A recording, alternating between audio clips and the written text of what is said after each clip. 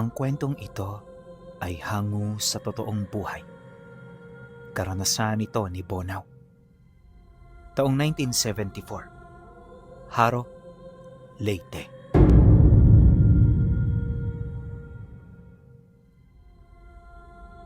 Matagal na panahon nang naninirahan ang pamilya ni Bonaw sa sentro ng baryo. Pagtitinda ng mga kinakatay na hayop ang pangunahing hanap buhay nila, na kung saan sa loob ng ilang taon, yon ang nagtaguyod sa lahat ng kanilang mga pangangailangan. Ayon sa kanya, hindi sila kagaya ng iba na nag-aalaga ng mga paninda. Bukod kasi sa masyadong matagalang proseso, dagdag isipin din ang pag-aalaga rito. Kaya para makabenta ng mas madali, linggo-linggo silang nangangaso sa mga karatig bundok ng mga galang hayop. Baboy ramo ang pangunahing punterya ng pamilya, sa kadahilan ng yon ang mas mabenta. Pinag-aagawan din ito ng mga kalugar nila dahil bukod sa napakasarap ng karne nito, literal na wala itong chemical sa laman. Kaya naman karamihan sa mga matapat nilang parokyano nakahandang gumasta ng malaki para lamang makabili. Dahil dito, kung kaya't 3 beses sa isang linggo, nangangaso sila Bonaw ng baboy ramo. Hindi ito madali pinuno dahil bukod sa milya-milya ang layo ng pinupuntahan nilang bundok, wala ring tiyak sa mga ganoong kasusukal na lugar. Anumang oras pwede silang mapahamak, lalo na kung hindi sila mag-iingat. Mabuti na lang talaga, eksperyensado ang tatay niya, kaya sa ilang taon nilang pangangaso, di pa nila naranasan na manganib ang kanilang buhay. Bawat lugar kasi na alam nila na mapanganib, kusa nila itong iniiwasan, gaano man karami ang napapabalitang hayop na roon ay naninirahan. Ika nga ng tatay niya, mas maganda na magtiis kesa ipahamak ang kanilang mga sarili. Pagka naririnig naman ito ni Bonaw, mas pinipili na lang din niyang sumunod at makinig. Noon pa man kasi, namulat na ang kanilang pamilya sa mga paniniwala, kaya hindi niya maipagkakaila na hindi na ito maaalis sa pamilya nila. Sa halip di natutulan ang mga usapin ng mga matatanda sa kanilang lugar, pinipili na lang din niyang makinig at maniwala. Sa isip-isip niya, wala namang mawawala sa kanya kung maniniwala siya sa mga ganoong uri ng bagay. Ang kaso lang, habang tumatagal nang medyo nagkakaroon na siya ng sariling pag-iisip, dito niya na paunti-unting itinatanong sa kanyang sarili kung may katotohanan ba ang lahat ng pinaniniwalaan ng mga magulang niya. Sa tinagal-tagal niya kasing pag-akyat ng bundok, wala pa siyang nakikitang kahit anong hindi kaaya-aya. Yun nga lang, dala ng takot sa kanyang ama, pinili niyang kimkimin ang lahat ng mga katanungan niya hanggang sa dito na siya mapansin ng kanyang ama. Isang hapon, habang nangangaso sila sa gilid ng bundok malapit sa malaking batis, may nakita siyang itim na manok na may mahabang mga paa. Kumakain ito sa malapit sa pangpang ng mga isdang hindi gaano kalakihan. Pagsilay niya rito, agad niya itong binaba para sana hulihin. Ang kaso lang, nang mapansin siya ng tatay niya, dali-dali siya nitong sinundan hanggang sa magpang-abot na silang dalawa. Saan ka pupunta? Hindi ba sinabi ko sa'yo, huwag tayong lalapit sa batis? Ano man ang nakikita mo dyan, huwag mo nang ituloy ang pinabalak mo. Bulong nito sa kanya habang nakatago sila sa damuhan. Nang marinig naman ni Bonaw ang sinabi ng kanyang ama, agad niyang itinuro ang nakita niyang manok kasabay ng pagwika niya rito ng, "Tay, tingnan niyo, ang laking manok niyan. Ngayon lang ako nakakita ng ganyan. Malay mo, tsumamba tayo." Dahil sa kanyang sinabi, bahagya naman itong napasipat sa dalampasigan. At nung makita na nito ang manok, sa halip na matuwa, bigla na lang itong napamura. Kailan mo pa yun nakita? Ngayon lang ba o kanina pa? Natatakot na tanong nito sa kanya. Pagkarinig niya sa sinabi nito, agad naman niyang ipinagtapat na mag-iilang minuto pa lang nung ito'y kanyang nakita. Nang marinig naman yon ng tatay niya, hindi na ito nagdalawang isip na yayain siyang umalis doon.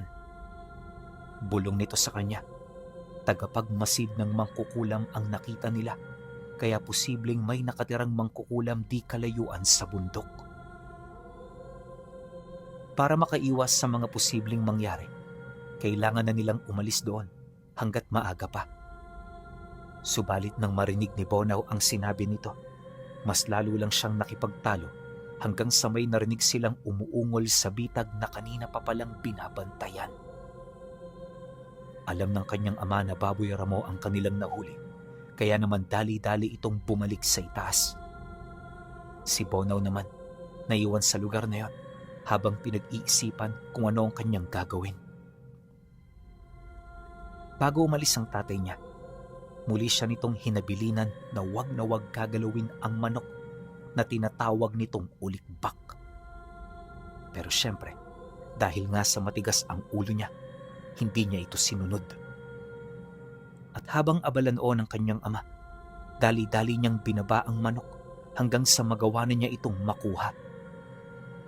Para mabuhay ang hayop, inasinta niya ng tirador ang binti nito upang hindi na yon makatakbo.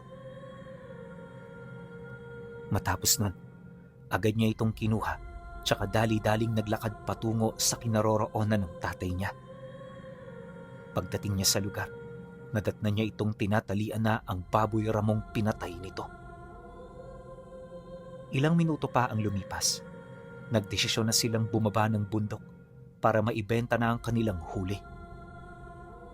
Dahil sa pangyayari, hindi na naitanong pa ng tatay niya ang tungkol sa ulibak na kanyang daladala.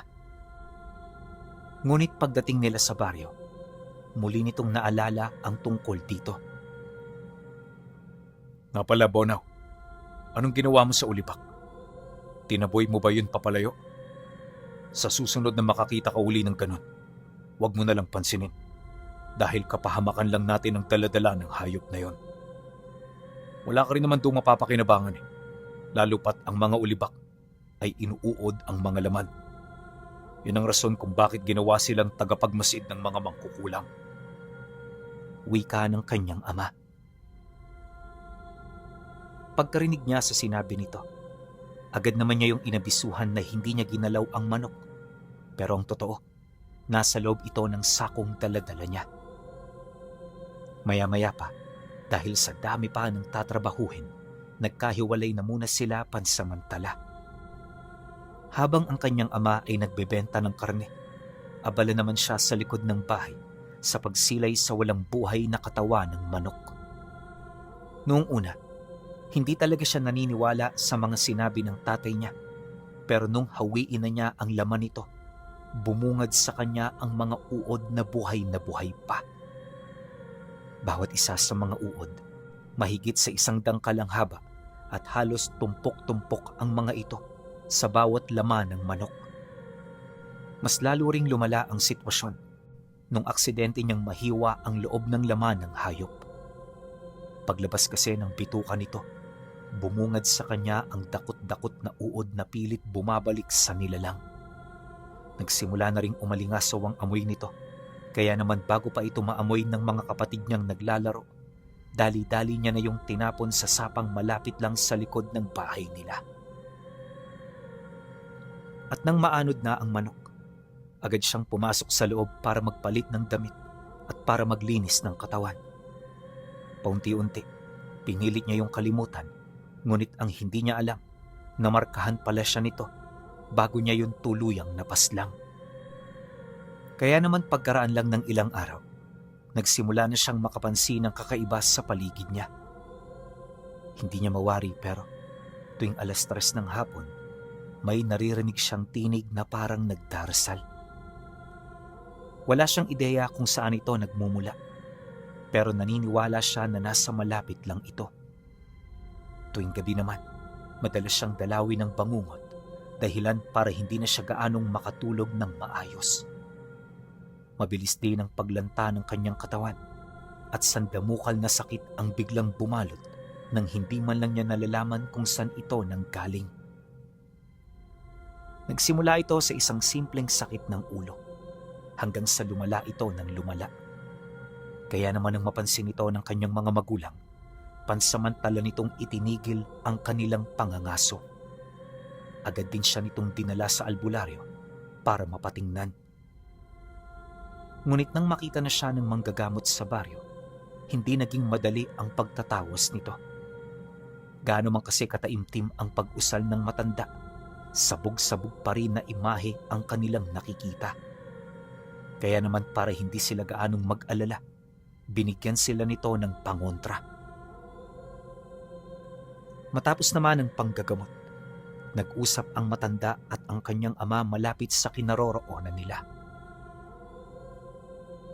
Arnalito, ibalik mo siya sa akin dito bukas. Yang pinagdadaanan ng anak mo ngayon, hindi yan pangkaraniwan. May kutob ako na makapangyarihan ang nilalang na nagpapadala ng sakit niya, kaya hindi natin yan pwedeng baliwalain. Gayunpaman huwag kayong mag-alala, dahil nangangako ako sa inyo, gagaling at gagaling ang anak ninyo, ano man ang mangyari.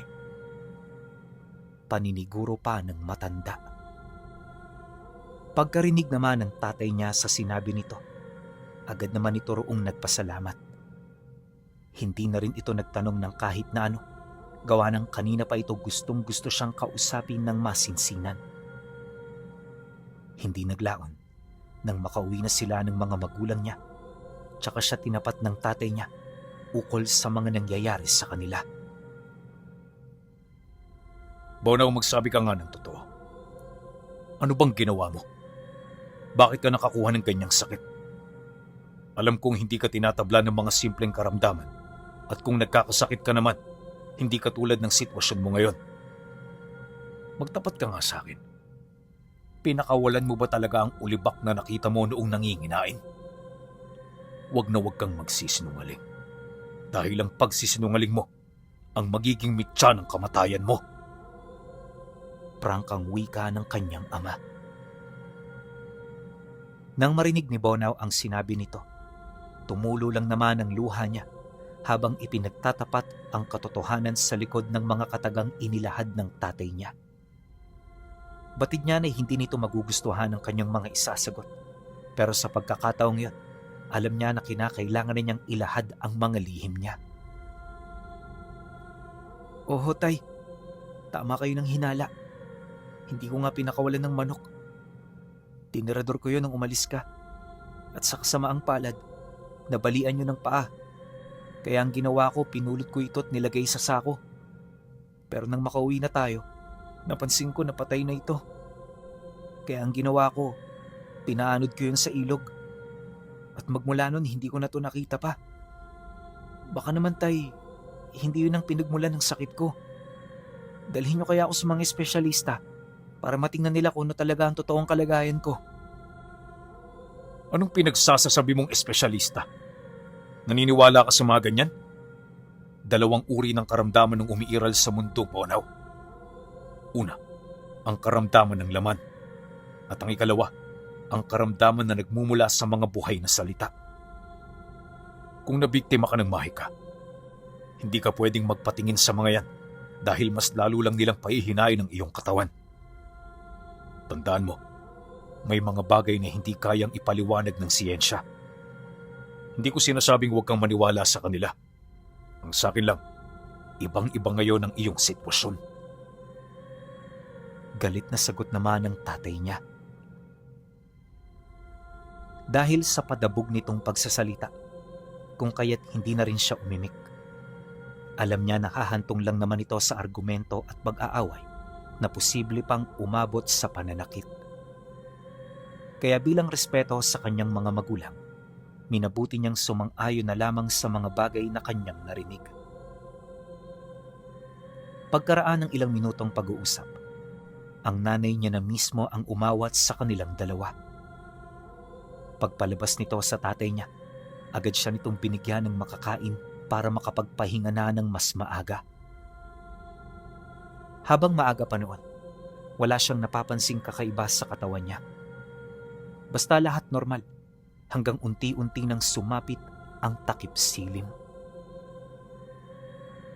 Paglubog ng araw, dito niya naramdaman ng tila bang paghalukay sa kanyang sistema. At sa sobrang sakit nito, imbis na ungol lang ang gawin niya, sumisigaw na siya. Naghahabol na rin siya ng kanyang hininga, kasabay ng panghihina at pamumutla ng katawan niya. Nang masipat naman ito ng tatay niya, dali-dali itong tumakbo patungo sa bahay ng albularyo upang makahingi ng tulong. Ilang minuto pa ang lumipas, dumating ito kasama ang matandang manggagamot. Paglapit naman ito sa kinaroroonan niya, agad siya nitong pinahira ng langis sa katawan habang inuusalan. May mga dahon na rin itong ipinahid na kalaunay naging daan upang kumalma ang kanyang katawan. Nung bumalik na ang dati niyang pakiramdam, sumuka siya ng mga uod na may kasamang bungkus-bungkus na mga buhok. Wala siyang ideya kung saan ito nagmula, lalo pat nakasisiguro siya na hindi siya kumakain ng ganoong bagay. Pagsilay naman dito ng matanda, agad nitong kinuha ang mga buhok na nakabungkos, kasabay ng pagwika nito ng, Nasa ikalawang hakbang na ang mangkukulam.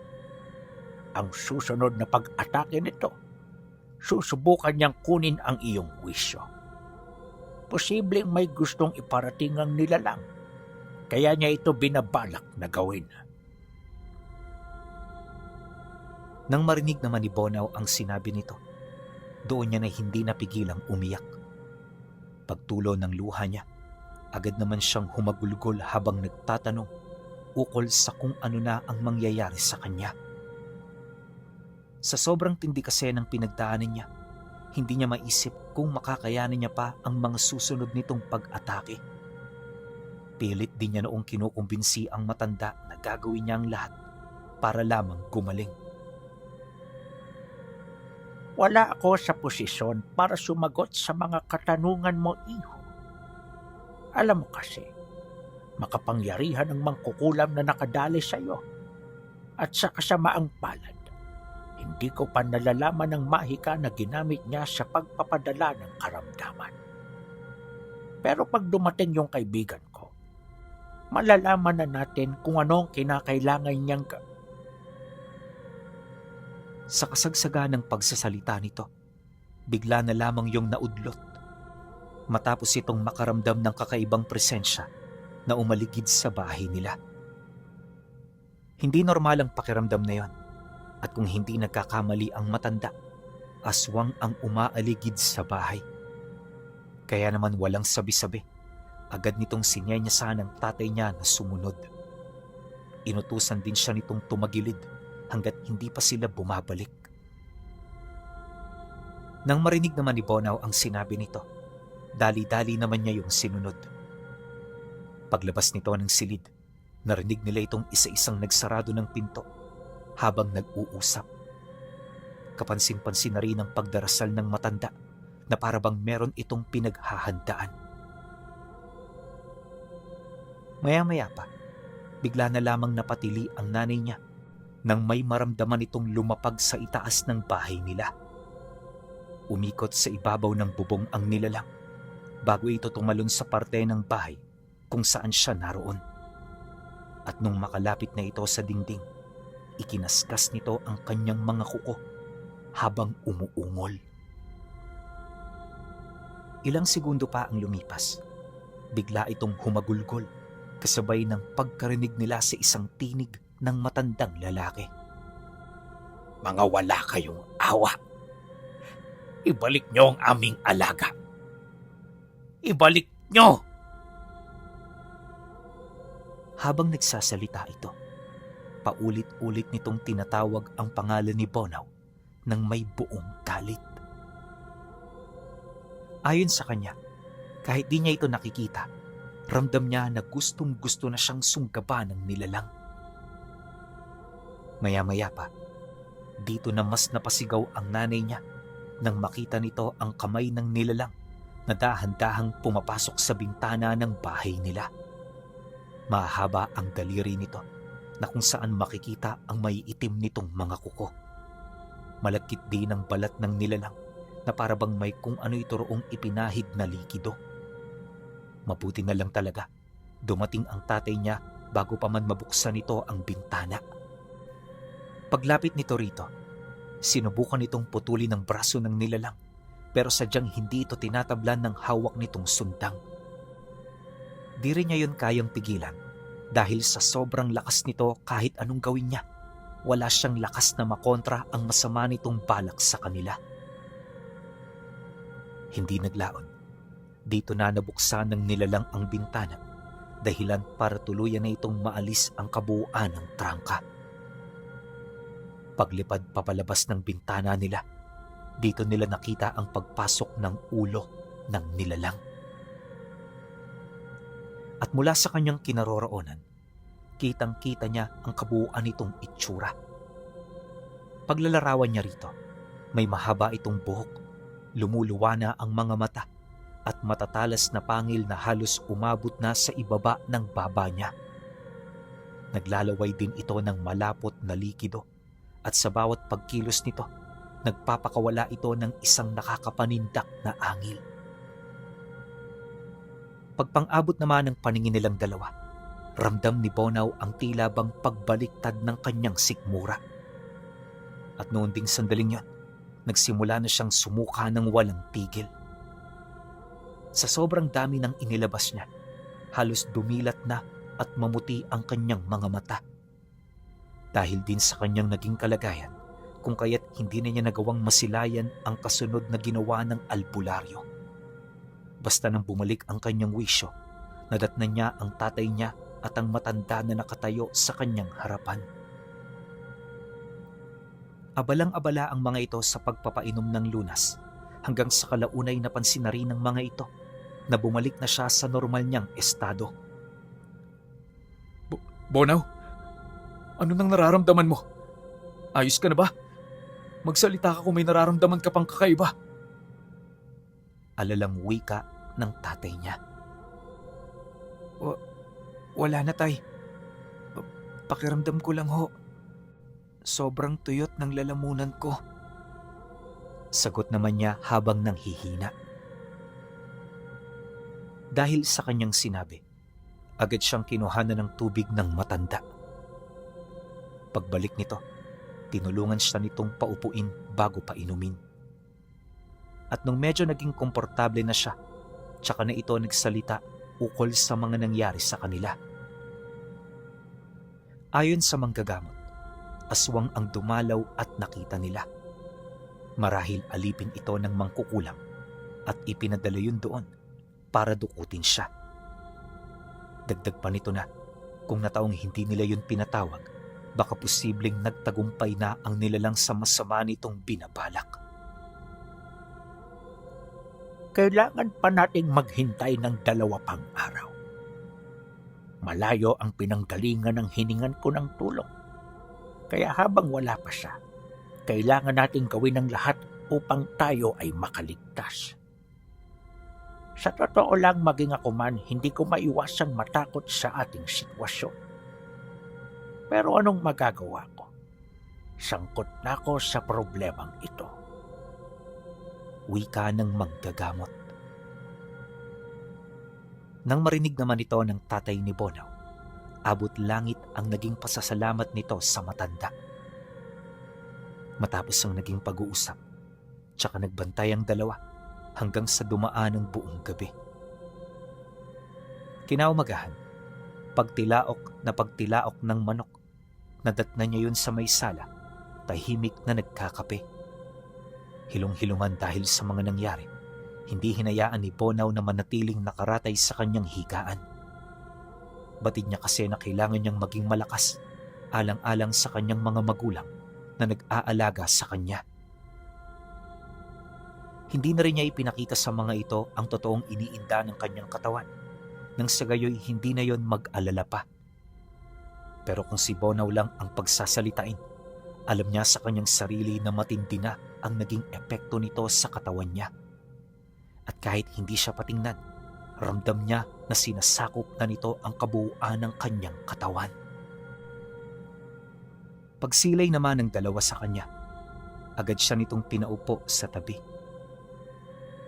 Pagupo niya rito, inabutan na rin siya nito ng kape. At sa kanilang pag-uusap, kinumusta ng matanda ang kanyang kalagayan. Tinanong din ito kung naging maayos ba ang tulog niya at kung ano-ano pang mga bagay na may kaugnayan sa kalusugan ng katawan niya. Nang marinig naman ni Bonaw ang sinabi nito, sinagot niya yon ng maayos at tama.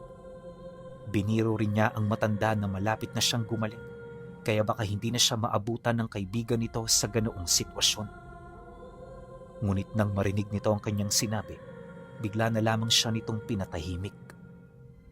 Pagtitigan nilang dalawa, pabulong itong nagwika sa kanya ng, Huwag kang magsasalita ng masama laban sa nangungulam sa iyo.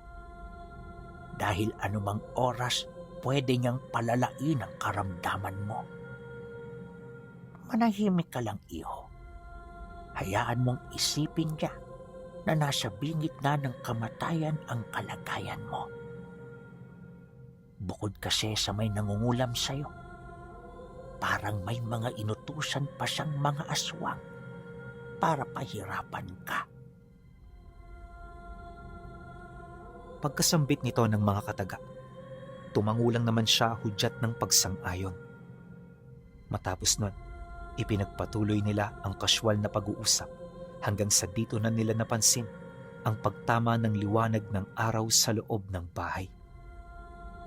Nung masipat ito ng tatay niya, agad naman itong lumabas para magtrabaho. Yung matanda naman umuwi na muna sa kanila upang makapaghanda ng mga pangontrang dadalhin ito kinahapunan. Si Bonaw naman noon, nanatili lang sa loob habang maiging pinakikiramdaman ng kanyang kalagayan. Ayon sa kanya, na noong mga sandaling yun, hindi na talaga niya mawari kung ano ang nararamdaman niya. Para siyang gutom kahit puno naman ang tiyan niya. Pakiramdam din niya, purong hangin ang laman ng kanyang sistema dahil sa mayat-mayang pag-utot niya. Hindi lang yan, labis-labis na rin ang panghihina ng kanyang katawan, na para bang wala na siyang kakayahang kumilos o magbuhat ng magagaang mga bagay. Panaka-naka na rin ang pag-ikot ng kanyang paningin, kaya naman hindi na siya gaanong kumikilos.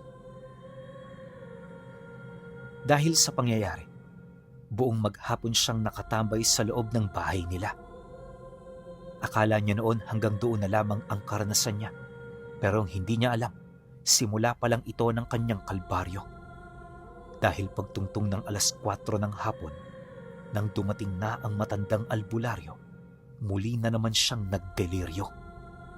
Agad na binalot ng matinding sakit ang buo niyang katawan na sinabayan ng panaka-nakang panginginig. Naghahabol na rin siya ng hininga at pakiramdam niya mamamatay na siya. Dahil sa kanyang pagdedeliryo, kung kaya't agad na itinuon ng matanda ang atensyon nito. Wala yung kaide-ideya noon na habang abala ito sa panggagamot, paparating na ang panganib na iniiwasan nila. Pagtungtong ng 5:00 ng hapon, laking gulat na lamang nito nang may yumakap sa kanilang hangin na binabalot ng matinding salot. Kasabay ng pagdampi ng hangin yon ay ang pagsabay ng mga kakaibang tinig sa hangin. Para itong pinagsama-samang bulong ng kaluluwang hindi matahimik, kaya nang marinig nila ito, abot langit ang naramdaman nilang kilabot. May isa sa kanila hindi makaimik, gawa nga ng ang tinig na yon ang pilit na umaagaw sa kanilang atensyon. Maya-maya pa, bigla na lamang tumayo ang matanda kasabay ng pagwika nito sa kanila ng, Huwag kayong lalabas. Ako ang haharap sa kanya. Pagkasambit nito ng mga kataga, dali-dali naman yung naglakad papalayo. Si Bonaw naman at ang kanyang ama, naiwang tulala habang pinag-iisipan ang mga bagay na narinig nila. Kahit papaano nawala na rin ang sama ng pakiramdam niya, kaya medyo may kamalayan na siya sa mga nangyayari. Pagsarado naman ito ng pinto, nakiusap siya sa tatay niya na kung maaari, dalhin siya sa sala. Ang gusto niya kasing mangyari noon, masaksihan ang gagawin ng manggagamot sa labas. Maging siya man kasi, inaasahang dumating na ang mangkukulam na gumagambala sa kanya. May kutob siyang nakaapak na ito sa loob ng bahay nila, kaya naramdaman ito ng matanda. Dahil dito, kung kaya't agad silang dumungaw sa labas, na kung saan dito nila nakita ang isang matandang babae na naglalakad habang inaalalayan ng hawak nitong tungkod. Pagharap nito sa manggagamot, rinig na rinig nila ang paghagik-gik nito habang panaka-nakang nagmamasid sa kanilang tahanan. Nang mapansin naman yun ng matanda, hindi na ito nagdalawang isip na magbanggit ng mga buhay na salita. Ang kaso lang pag-ihip nito sa hangin, bigla na lamang itong napaatras na para bang may kung ano itong kinakatakutan. At sa hindi malamang dahilan, bigla na lamang tumalikod ang matanda hanggang sa rumupok ng husto ang mga kasukasuan ng binti nito. Nang matisod na yon, agad itong humandusay sa lupa habang sumisigaw dulot ng matinding sakit.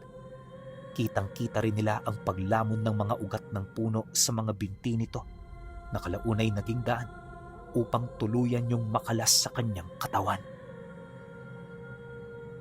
Dahil sa pangyayaring yan, agad na kumalat ang dugo nito sa lupa. Gayunpaman, kahit hirap na ito sa kanyang kinatatayuan, pilit pa rin itong nagdasal hanggang sa tumarak sa kanyang likod ang tungkod ng mangkukulam. Matapos nun, sapilitan itong ibinao ng nilalang sa manggagamot hanggang sa nakita nila ang pagtagos nito sa kabilang bahagi ng leeg. Pagsuka ng dugo ng matanda, agad itong hinawakan ng mangkukulam sa buhok, sabay kaladkad papalayo. Paglabas nito ng bahay nila, dire-diretso na itong naglakad hanggang sa tuluyan na itong maglaho. Matapos ang pangyayari, gulat na gulat sila nang malaman nilang hindi man lang ito napansin ng mga kapitbahay nila. Sinubukan kasi nilang humingi ng tulong doon, pero sa kasamaang palad, inilahad ng mga ito na wala na silang narinig ni nakita. Dahil dito, kung kaya't napilitan na lang sila na manahimik. Mas pinili na lang nilang hintayin ang pagdating ng kaibigan nitong matanda nang sa gayoy mailahad ang mga nangyari. Sa loob ng 2 gabi, ininda nila ang pagbisita ng mga nilalang na may kasama pang mga aswang. Hanggang sa dumating na nga ang tulong na kanilang hinihintay. Yun nga lang, kagaya ng sinapit ng manggagamot, namatay din ito sa kamay ng matandang mangkukulam na may kasamang mga napakalalakas na aswang. At magmula noon, hindi na siya tinantana ng iniinda niyang karamdaman. Sa loob ng 2 dekada, parang naging impyerno ang buhay niya. Unti-unti na rin siya noong nawawala ng pag-asa. Mabuti na lang, hindi nagkulang sa payo ang mga magulang niya. Hanggang sa isang araw, naramdaman na lamang niya na bumalik na sa dati ang kanyang pakiramdam. Hindi talaga malinaw pinuno kung paano to nangyari. Pero sa paglipas ng mga araw, unti-unting nawala ang kanyang karamdaman na kalaunay naging daan para gumaling na siya ng tuluyan. Magmula noon pinuno, nanatiling misteryo ang kanyang paggaling sa nakuha niyang sakit dahil lamang sa pagpatay niya sa alaga ng makapangyarihang mangkukulam na tinatawag na ulibak na manok.